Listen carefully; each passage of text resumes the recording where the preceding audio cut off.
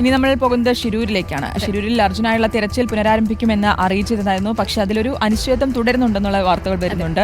എന്താണ് സംഭവിക്കുന്നതെന്ന് നോക്കാം. ഷിരൂരിൽ അർജുന്റെ വാഹനത്തിനായുള്ള തിരച്ചിൽ പുനരാരംഭിക്കുന്നതിൽ വീണ്ടും അനിശ്ചിതത്വം ഉടലെടുത്തിരിക്കുകയാണ്. ഗോവയിൽ നിന്ന് ഡ്രഡ്ജർ എത്തിക്കുന്നത് വൈകിയേക്കും. ശക്തമായ കാറ്റും മഴയും തുടരുന്നതിനാൽ ഡ്രഡ്ജർ വെസൽ പുറപ്പെടുന്നതിൽ അന്തിമ തീരുമാനമായില്ലെന്നാണ് ഷിപ്പിംഗ് കമ്പനി അറിയിച്ചിരിക്കുന്നത്. AP നദീറയാണ് വിശദാംശങ്ങൾ നൽകാൻ ചേരുന്നത്. Nadeera, good morning. വീണ്ടും ഒരു അനിശ്ചിതത്വത്തിലേക്ക് കാര്യങ്ങൾ പോകുന്നു. എന്താണ് സംഭവിക്കുന്നത്? Good morning. ഈ ഡ്രഡ്ജർ എത്തിക്കേണ്ട സ്വകാര്യ കമ്പനി, അതായത് അബിഷേനിയസ് ഓഷ്യൻ സർവീസസ് എന്ന കമ്പനി, ഈ കമ്പനി ബന്ധപ്പെട്ടപ്പോഴാണ് അവർ എന്തായാലും ഇന്ന് തിരിക്കുകയോ അല്ലെങ്കിൽ ബുധനാഴ്ചയോടെ തിരിക്കുകയോ ചെയ്യുന്നില്ല എന്ന ഒരു കാര്യം നമുക്ക് അറിയാൻ സാധിച്ചത്. അതായത് ഗോവ, കാർവാർ മേഖലയിൽ, തീരദേശ കർണാടക മേഖലയിലൊക്കെ തന്നെ ശക്തമായ മഴയുണ്ട്.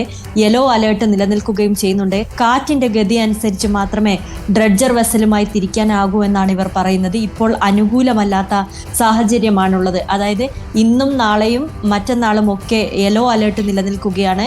കാറ്റിന്റെ വേഗം മണിക്കൂറിൽ 19 കിലോമീറ്ററാണ്. ഇത്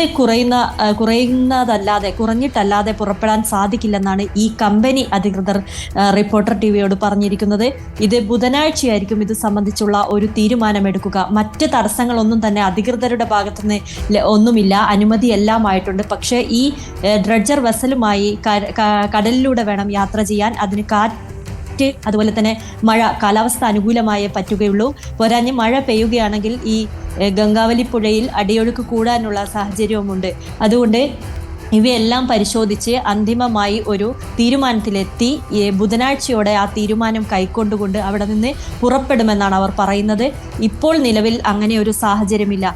ബുധനാഴ്ച പുറപ്പെടുകയാണെങ്കിൽ, ഞാൻ നേരത്തെയൊക്കെ റിപ്പോർട്ട് ചെയ്തിരുന്നു, 30 മുതൽ 40 മണിക്കൂർ വരെ സമയമെടുത്താകും ഡ്രഡ്ജർ ഈ ഷിരൂരിൽ എത്തിച്ചേരുക, അതായത് ഗംഗാവലി പുഴയിൽ എത്തിച്ചേരുക. അത്രയും സമയമെടുക്കും. അപ്പോൾ നമ്മൾ നേരത്തെ പറഞ്ഞ വ്യാഴാഴ്ച എന്ന ദിവസം വീണ്ടും മാറും. എന്തായാലും ഒരു അന്തിമ തീയതി എന്നു പറയാൻ ഇപ്പോൾ ഈ കമ്പനിക്ക് സാധിക്കുന്ന സാഹചര്യമല്ല, കാലാവസ്ഥ പ്രതികൂലമായതിനാൽ.